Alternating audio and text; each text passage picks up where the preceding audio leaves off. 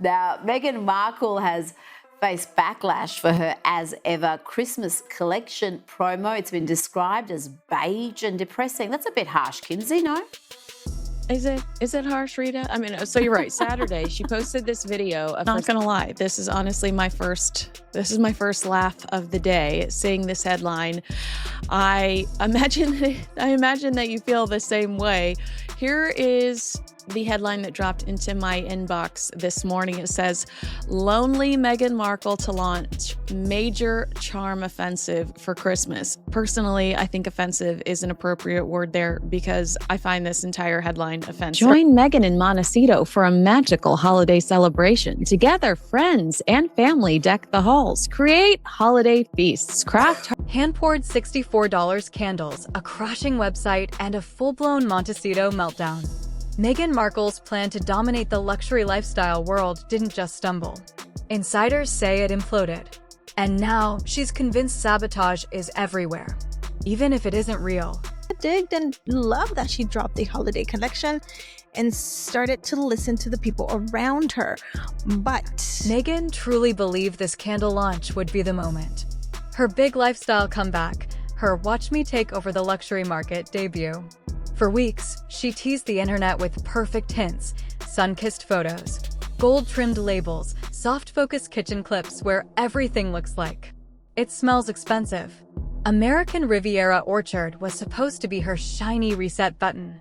Then orders shipped, and the internet did what the internet does. Insider has revealed that this festive period will see Meghan Markle launch a major charm offensive as the Sussex. The second Meghan saw Highgrove's Christmas candles trending, something snapped. People who've worked with her say she didn't stop to think or breathe. She went straight into detective mode, running only on emotion and caffeine. To her, this wasn't timing. It wasn't coincidence. It was an attack.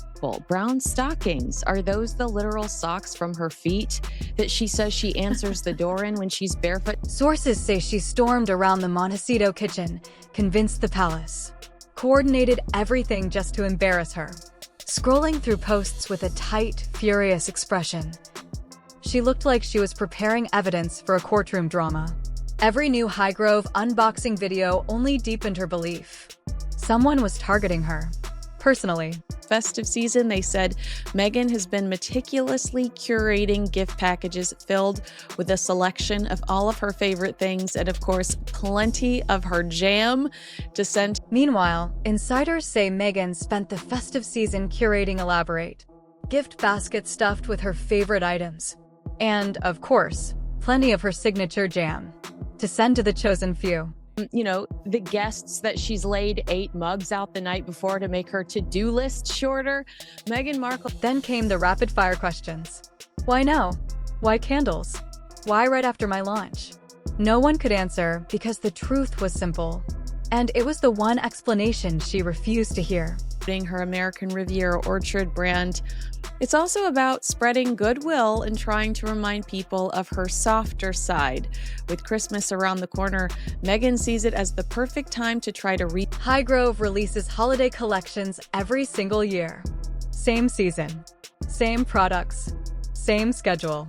Long before Meghan sold her first jar of jam or wickless candle, royal merchandise was dropping like clockwork. In a role she is not qualified for, and I can't wait to talk to you on after December 3rd. We're going to dissect her. But trying to explain that? Pointless. Anyone who even hinted at coincidence reportedly got hit with the infamous Markle glare. The one that silently tells you, stop talking immediately. Not to start 2025 surrounded by negativity. They added she has been feeling increasingly lonely. It's called burning every bridge you've ever crossed. In Meghan's worldview, competition isn't business. It's betrayal. And the idea that the royals might not actually be thinking about her every minute of every day, unthinkable. I can't wait to go through that. We are going to have some fun. $64 candle, $64 US. That's about $100 Australian for a candle. I mean, that's not very accessible. So instead of admitting her launch needed stronger planning, she doubled down on the narrative that the palace was out to get her. And Montecito had to survive yet another self-inflicted storm. Okay, so this is a website. I kind of like it. I do enjoy what she's doing with it. It's once we get to the holiday collection kits that you'll see what I'm talking about, because... But here's the brutal truth Meghan didn't want to face. Hype gets you trending. Heritage gets you paid. American Riviera Orchard launched like a celebrity parade. Glossy photos, curated baskets, influencers pretending to be shocked. All sparkle, all buzz, all aesthetic. Of living crisis.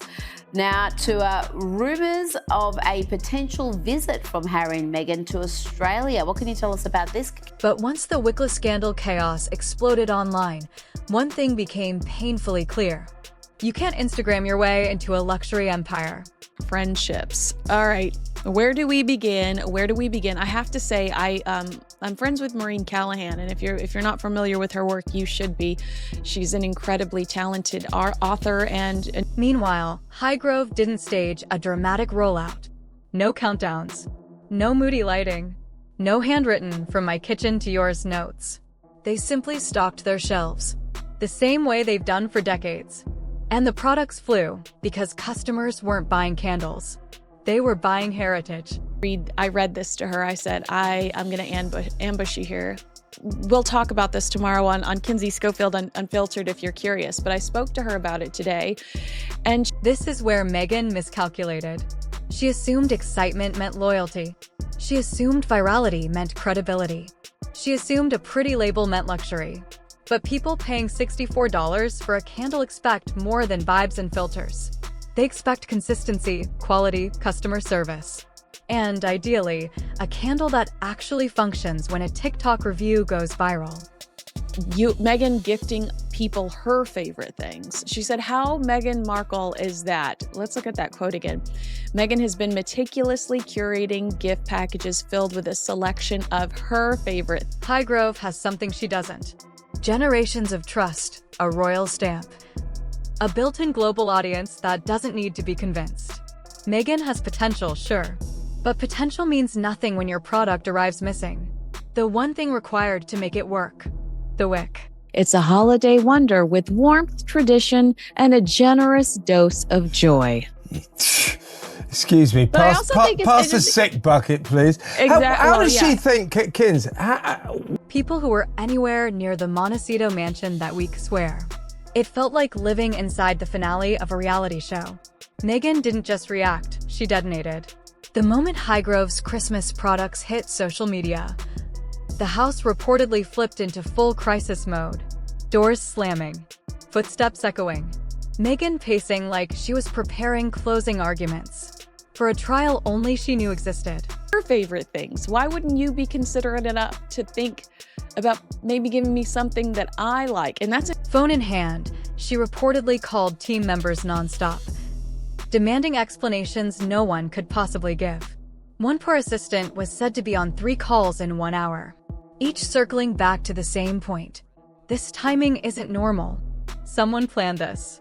But the chaos wasn't about candles. It was about control. Oh look, there's bits of fruit in it. And, oh yeah, dried flowers. What is the damn point? What's the point of that? My friend Scott Rouse said, every time someone gently tried to explain, that royal merchandise follows an annual schedule. She allegedly shut them down mid-sentence. Logic wasn't welcome. Reality was an interruption. Meghan didn't want facts. She wanted confirmation that her paranoia made sense.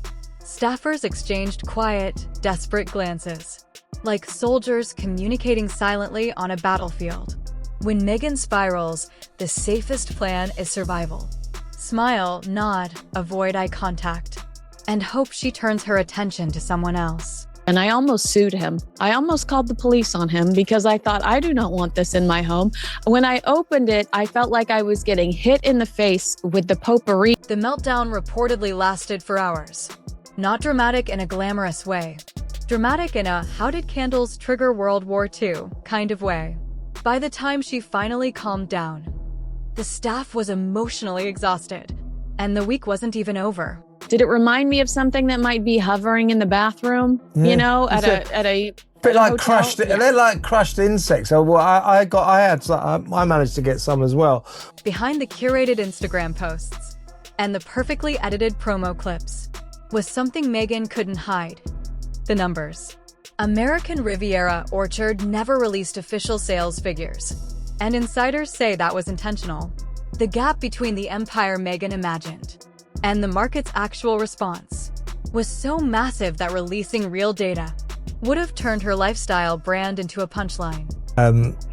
Cookies, and we put the, I guess they sent me this packet of dried flowers. What was it, $12 or something? And so anyway, but be utterly. While Meghan was still fighting off Wicklow scandal memes online, Highgrove's Christmas collection was quietly selling out across multiple regions.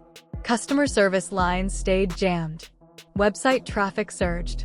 Restock alerts piled up like snowfall. And all of this happened without a single influencer twirling a candle on camera. People didn't buy Highgrove because it was trendy. They bought it because they trusted the name behind it. The weekend trip. Wait, can I just go say, on, go. It is interesting to me because it lists the executive producers for Archewell, Meghan, Duchess of Sussex. Enjoy that title. And then it says a couple of other people. Why? Meanwhile, American Riviera Orchard's return requests kept climbing, even though half the customers allegedly couldn't figure out how to contact support, because the website links kept redirecting to nowhere. What Meghan called luxury craftsmanship, buyers called overpriced chaos. Some joked the packaging survived delivery better than the product. Others said unboxing ARO candles felt like participating in a science experiment. You didn't know if you'd receive a functioning item or a decorative prop. Producer on Harry's projects, and Harry is not listed as an executive producer on Meghan's projects. I think that if everything is hunky-dory at home. Retail analysts watching from afar summed it up simply: a complete mismatch between ambition and execution.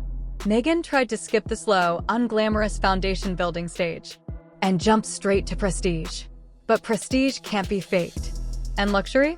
Luxury cannot be rushed. Highgrove's strength came from decades of consistency. Meghan's brand was built on aesthetic, vibes, and hope.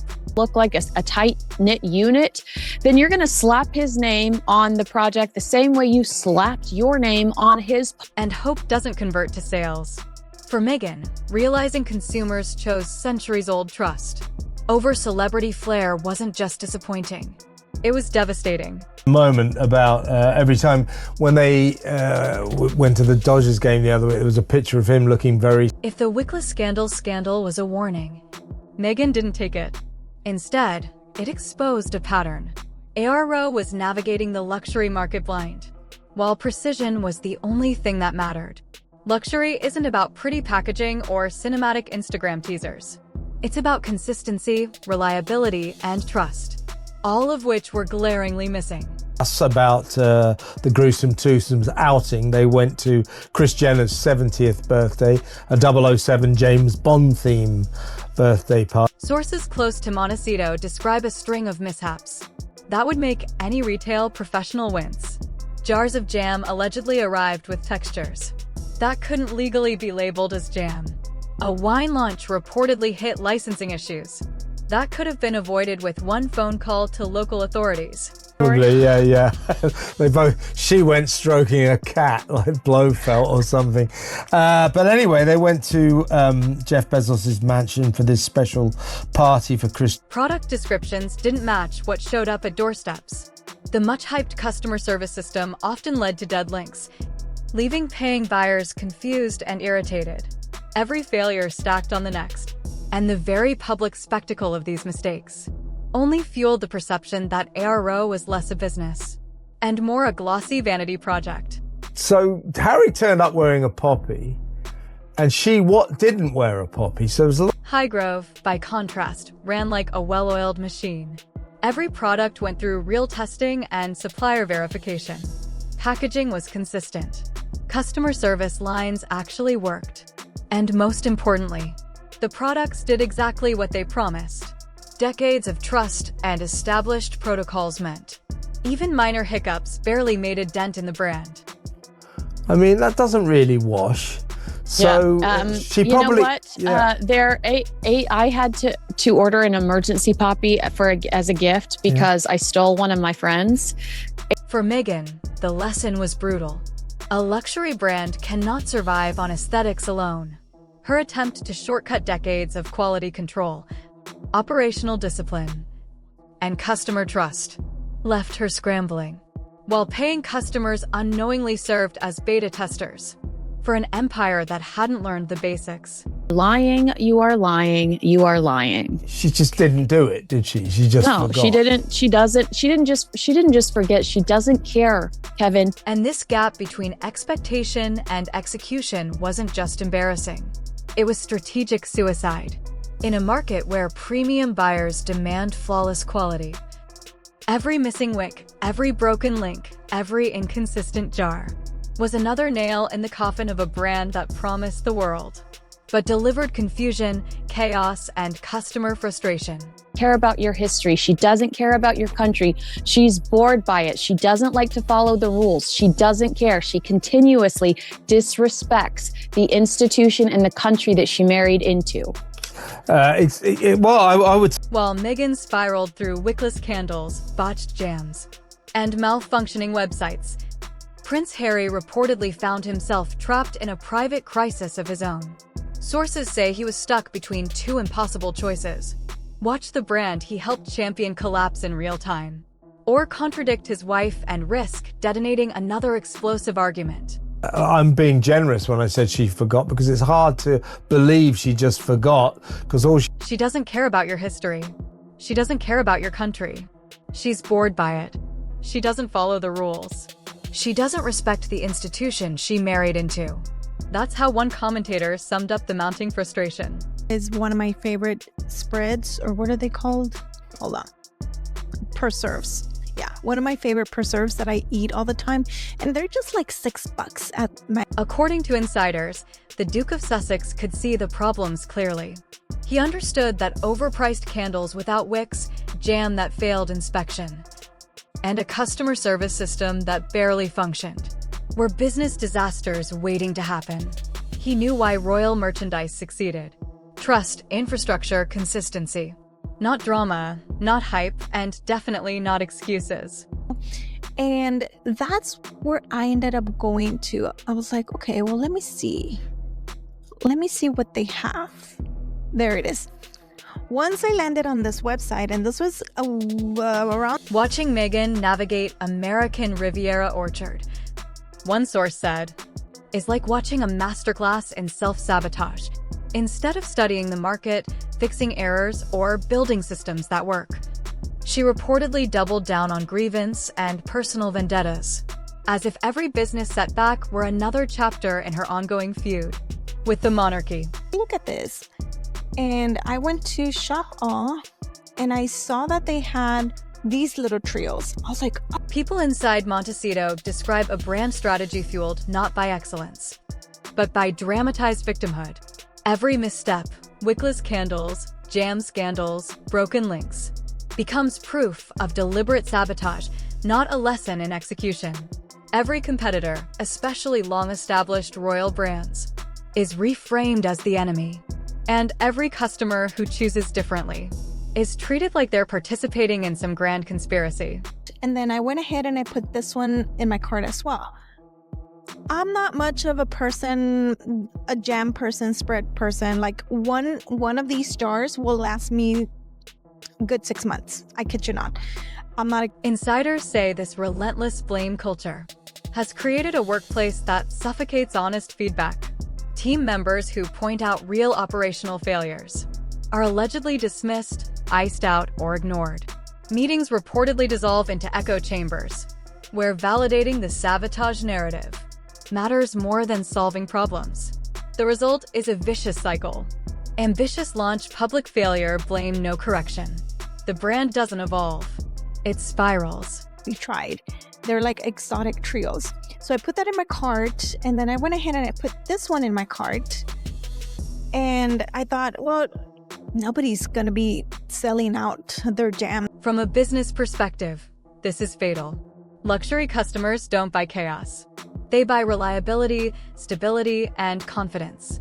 Social media hype and celebrity optics cannot compensate for a broken execution strategy. Yet sources say Meghan continues to push the idea that the royal family is undermining her, as if centuries of brand heritage were plotting sabotage, rather than simply operating with the same efficiency they've had for decades. So I'll check out later. And I had, what else? I had these in my cart as well. And then The irony, insiders note, is brutal. American Riviera Orchard had every opportunity to succeed. Meghan had a global platform, resources, influence, and a built-in story that could have elevated the brand. But instead of building credibility, the company became a cautionary tale, a brand powered by emotion over strategy, grievance over action, and perception over substance.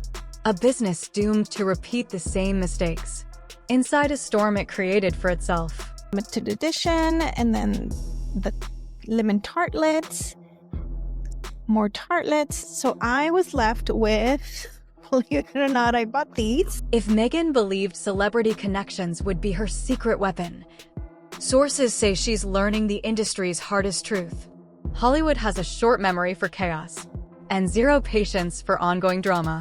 A-listers who once eagerly aligned themselves with American Riviera Orchard are now quietly stepping back, tired of the constant turbulence surrounding every launch, and unwilling to be tied to a brand defined by instability. And they are heavy. Let me show you the price of it really quick. For 3 of them, 20. At this point, every candle launch, jam mishap, or wine controversy has snowballed into a full-blown spectacle. What should have been simple product narratives now feel like palace politics disguised as marketing strategy. Instead of talking about ingredients or branding, Hollywood executives and influencers find themselves navigating drama that has nothing to do with business and everything to do with royal fallout. 8 times 3, 24. So I'm like just getting the box practically for free, right? So anyways, I'm like, okay, I'm gonna buy this because The Kris Jenner birthday incident became the industry's turning point. What should have been a routine networking moment reportedly spiraled when Meghan's behavior overshadowed the event, creating awkwardness among guests and igniting yet another wave of tabloid chaos. For many insiders, it was a reminder that proximity to Meghan often comes with PR consequences they never signed up for. I've never tasted something called the pumpkin spice spread. So I was like, yeah, you know what? In Hollywood, discretion, professionalism, and consistency are gold. Brands want collaborators who elevate their image, not drag them into a tug-of-war between a former royal and her family. But insiders say Meghan's ventures, increasingly driven by paranoia and ego, offer the exact opposite. Instead of stability, they bring noise. Instead of opportunity, they bring risk. Other limited edition included, which is the Cranberry Cherry Reserve. Yeah, Reserve. So I was like, yeah, okay, I like it. They're still limited edition, right? And then it came with the Fig Preserve. Oh, they're... Even Netflix, arguably the Sussex's most important entertainment partner, is said to be quietly exasperated. The platform invested heavily in their content, expecting polished, strategic releases. Instead, executives reportedly found themselves battling constant personal drama overshadowing the work. Audience attention kept drifting away from the shows and toward the headlines, hurting engagement and diminishing returns. The Fig Preserve. I was like, yeah, my mom really loves that. I'll just give this one to my mom. But I really enjoyed that it wasn't a little... Then came what insiders describe as a strategic disaster of historic scale. Meghan scheduled her December 3rd Netflix release just days before Catherine, Princess of Wales's long-standing, widely beloved Christmas special at Westminster Abbey. It was like $1 or $2. They just included it so it'd be a nice little set. With that, I was also able to check out this little... The timing wasn't bold competition, it was a rookie mistake. Catherine's holiday program is a cultural fixture, drawing millions every year. By positioning her release directly against it, Meghan all but ensured her content would be drowned out before it even had a chance to breathe. And all of this is going to come together, trust me. the sampler tin. I wasn't able to get the limited edition sampler. Netflix executives were reportedly mortified. The company had poured substantial resources into a carefully staged rollout, only to watch marketing plans fall apart as the inevitable overshadowing approached. Instead of building momentum, the launch was now competing with a royal juggernaut.